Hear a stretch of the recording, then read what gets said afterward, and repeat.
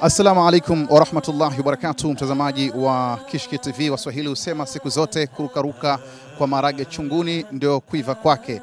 Jambo unalolishuhudia hivi sasa ni ishara kwamba tayari safari ya mashindano makubwa ya Qur'ani barani Afrika tarehe 9 mwezi wa 4 inazidi kunoga baada ya miongoni mwa mmoja kati ya washiriki ambao watakuwepo katika fainali ya mashindano haya makubwa ambayo yatafanyika katika uwanja wa Uhuru kuwasili hapa katika uwanja wa Mwalimu Nyerere jijini Dar es Salaam, uwanja wa ndege wa kimataifa hapa Dar es Salaam.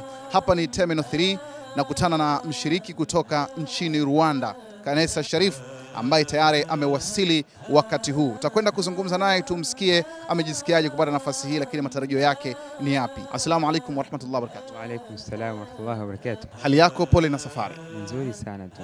Kwanza tuambie Sharif, umejisikiaje kupata nafasi hii ya kuwa miongoni mwa wale washiriki katika mashindano ya mwaka huu?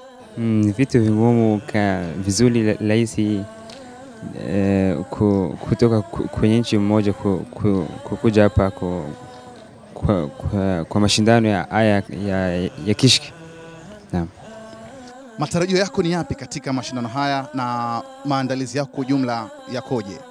Maandalizi yangu ni kupata fauzi. Ni mashindano yako ya ngapi kushiriki? Haya ni mashindano ya kwanza. Huofi chochote washiriki wengine ukisikia kuna baadhi ya washiriki kutoka nchi nyingine, haikupi hofu? Mimi si hofu kukutana na washiriki wengine, lakini vinanipa yani confidence ya kuwashinda, nikapandisha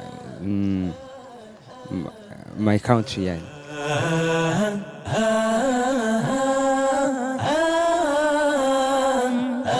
Allah ana watu wake ni watu wa Qur'an.